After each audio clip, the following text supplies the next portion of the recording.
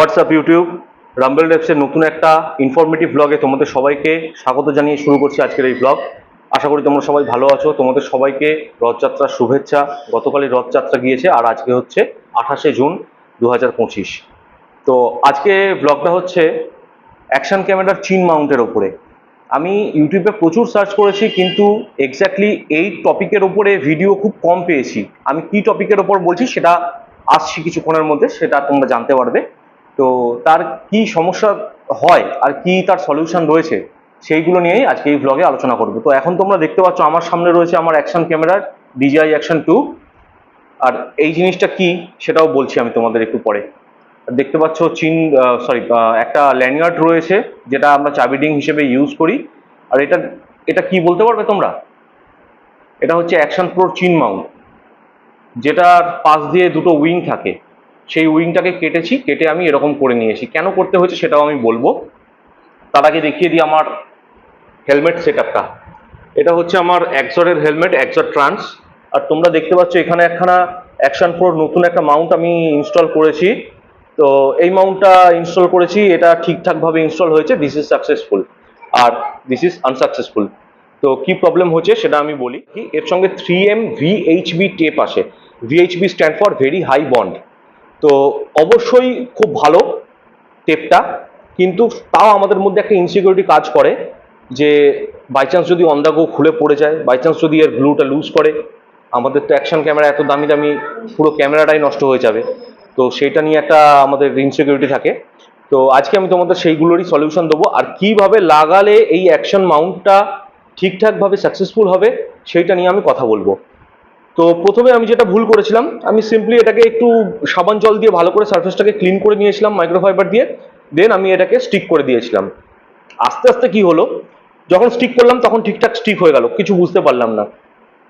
2-4 দিন পর দেখতে পাচ্ছি আমি এই যে কার্ভের জায়গাটা, এইখান থেকে দেখছি যে একটু গ্যাপ সৃষ্টি হয়েছে। তুমি এখনো দেখতে পাবে এই কার্ভের জায়গাটা খুবই কম একটা গ্যাপ রয়েছে। তো 2-4 দিন পর থেকে দেখছি এই জায়গাটা একটা কার্ভ সৃষ্টি হয়েছে। তো এই কার্ভের এখান থেকে কি হবে, গ্যাপটা আস্তে আস্তে বাড়তে থাকবে এবং তোমার অ্যাকশন চিন মাউন্টটা, অ্যাকশন প্রো চিন মাউন্টটা আস্তে আস্তে ওর স্টিকিনেসটা লুজ করতে থাকবে। তো তখন তোমার ভেতরে ইনসিকিউরিটিটা আরো বেশি বেড়ে যাবে। তো আমার ক্ষেত্রেও সেই জিনিসটা হয়েছিল। তো আমি একটুখানি এটাকে দেখবো বলে একটু নাড়ালাম, তো দেখলাম যে এর যে একটা সাইডের উইং আছে পুরোটা খুলে গেল, পুরো উইংটা খুলে গেল, নিচেরটা লেগেছিল। দেন আমি ঠিক করলাম যে আমি এটাকে রাখবো না, আমি তুলে দেবো। আমি এটাকে টানাটানি করে তুলতে গেলাম। তো এটা যথেষ্ট একটা স্ট্রং মেটেরিয়াল। এই ওপরের যে প্লাস্টিক রাবার জিনিসটা আছে, এটা না রাবার না প্লাস্টিক, আমি জানি না এটা কি বলে এক্স্যাক্টলি। তো এটা কি হলো, এটার এই যে কাটিং গুলো দেখতে পাচ্ছ তোমরা, এই কাটিং গুলো থেকে এটা ছিঁড়তে শুরু করলো। আমি এর একটা ভিডিও করে রেখেছিলাম, এটা তোলার পর কি অবস্থায় ছিল আমি সেই ভিডিওটা অ্যাটাচ করে দিচ্ছি, তোমরা দেখে নিও। এইটাকে যখন তুলতে গেছি মানে সবার ফার্স্ট এই পার্টটা উঠে গিয়েছে, ঠিক আছে। এর এই দিকে একটুখানি লুজ হয়ে গিয়েছিল, এইখানটা গ্যাপ হয়েছিল, দিয়ে এই জায়গাটা থেকে উঠেছে। এবার যখন টানাটানি করেছি পুরোটাকে তুলবো বলে, তখন এইখান থেকে দেখ এটা ছিঁড়ে গিয়েছে। তার মানে যেটুকুনি আটকে ছিল সেটা খুব স্ট্রংলি আটকে ছিল, দুটো সাইড থেকেই আর কি এটাকে টানতে গিয়ে ছিঁড়ে গিয়েছে, ঠিক আছে। তো এটা যথেষ্ট স্ট্রেংথ আছে। আর আমি তোলার সময় বুঝতে পারলাম এই 3M VHB টেপটা যথেষ্ট স্ট্রং, যথেষ্ট মানে ভীষণই স্ট্রং। বিলিভ মি, এটা যথেষ্ট স্ট্রং। এটা যদি হালকা উঠেও যায়, তোমরা ভাববে না এটা অন দ্য গো খুলে পড়ে যাবে, এটা খুলে পড়বে না। হার্ডলি কত হয়, 200 গ্রামের হয় খুব বড় জোর আমাদের এই মাউন্টটা, মানে এই ক্যামেরাটা, অ্যাকশন ক্যামেরাটা। তো 200 গ্রাম এনাফ। এ তখনও পর্যন্ত হেলমেটকে ধরে রাখার মানে হ্যাং করার স্ট্রেংথ এর মধ্যে ছিল একটা সাইড উঠে যাওয়ার পর। তো যাই হোক, আমি খুব টানাটানি করে এটাকে তুলি, তোলার পর এই জিনিসটা ড্যামেজ হয়ে যায়। এবার ড্যামেজ হওয়ার পর আমি কি করলাম, আমি ওর মধ্যে থেকে 3M এর যে টেপটা আসে সেই টেপটাকে পুরো তুলে দিই।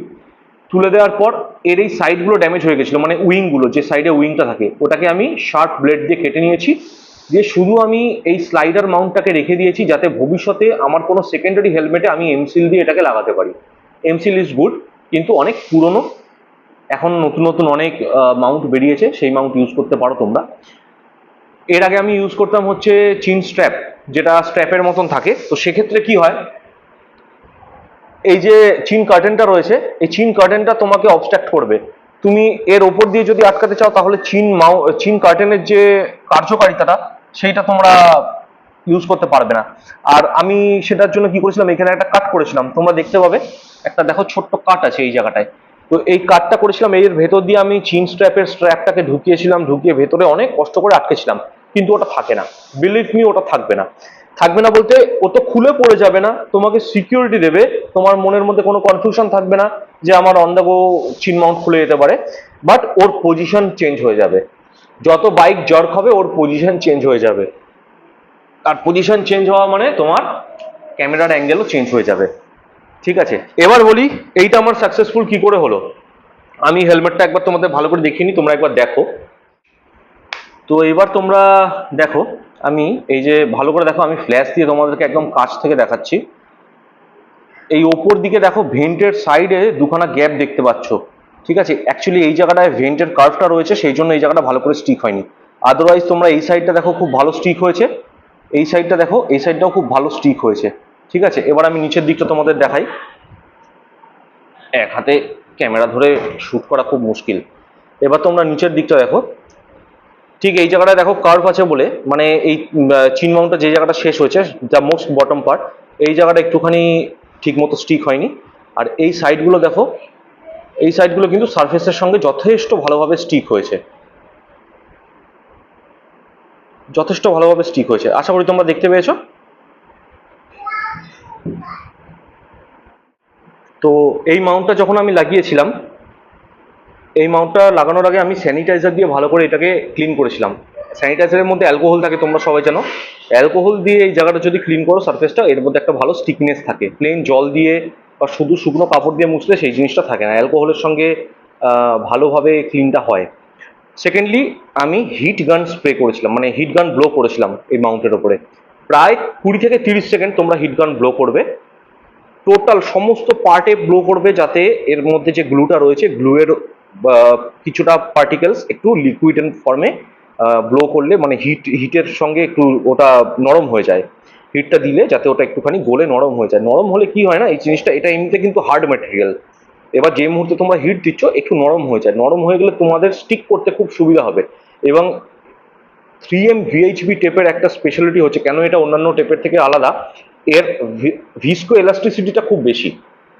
ভিস্কো এলাস্টিসিটিটা বেশি হওয়ার কারণে এ যখন কোনো জায়গাকে স্টিক করে তখন সেইখানে এলাস্টিসিটি একটা ক্রিয়েট করে, যার জন্য এর গ্রিপটা চট করে ছেড়ে যায় না। এলাস্টিসিটি যত কম হবে, হালকা টান মারলে গ্রিপটা উঠে যায়, মানে স্টিকনেসটা কম থাকে। আর এর এলাস্টিসিটিটা বেশি বলেই এটা কিন্তু একটা নরম ফিল পাবে তোমরা, প্লাস এটা খুব ভালোভাবে স্টিক হয়। তো হিট গান দিয়ে তোমরা ভালো করে এটাকে গরম করে দেবে, গরম করে তারপর ভালো করে লাগাবে। এবার একটা কথা বলি, আমি এটাকে তুললাম কি করে।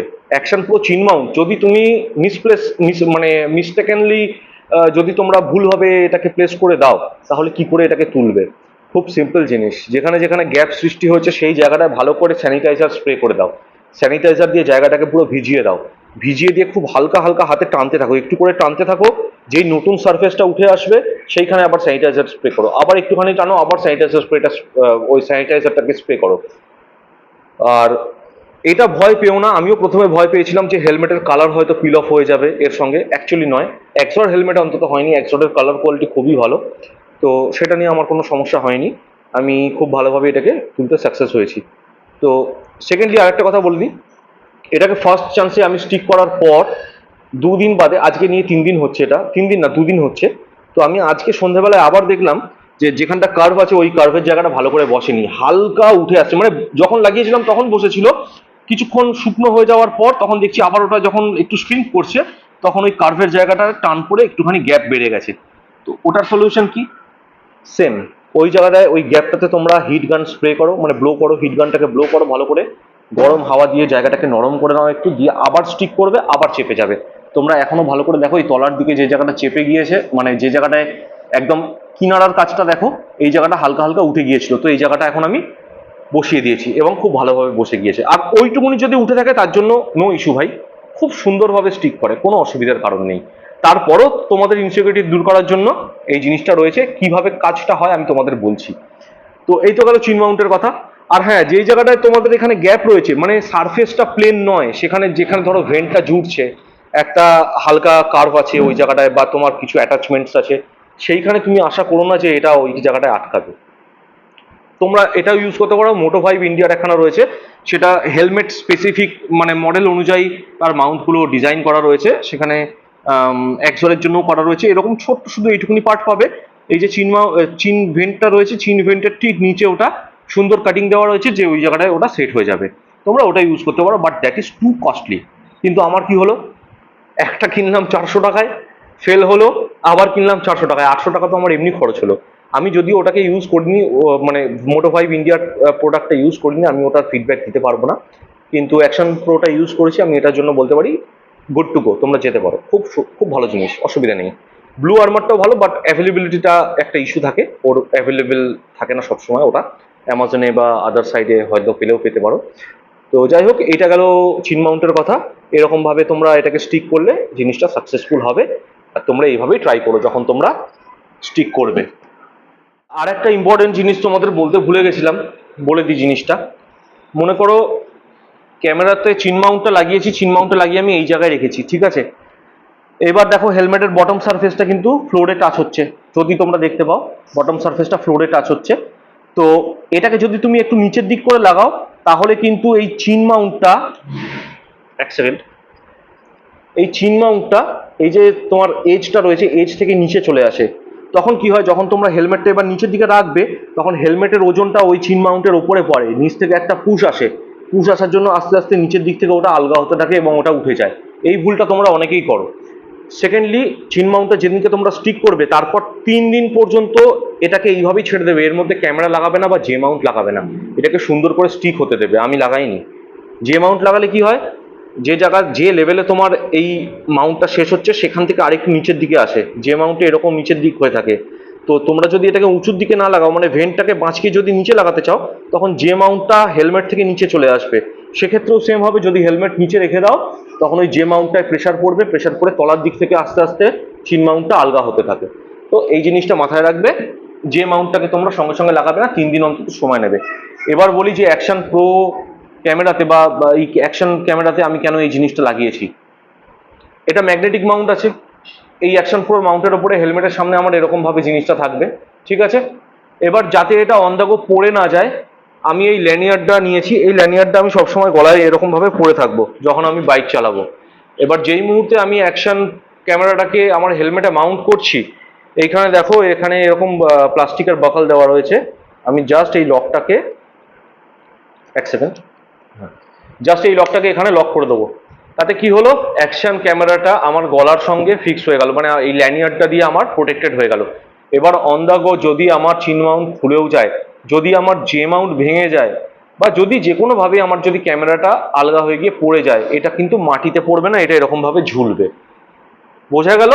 তো তোমরা এই জিনিসটাকে ইউজ করতে পারো। আমি একজনের ভিডিও দেখে এই বুদ্ধিটা পেয়েছি আর কি, তার কাছ থেকে। তো যাই হোক, তোমরা প্রত্যেকটা ক্যামেরায় দেখবে এইরকম একখানা, দাঁড়াও এক সেকেন্ড এখানটা খুলে দেখিয়ে দিই।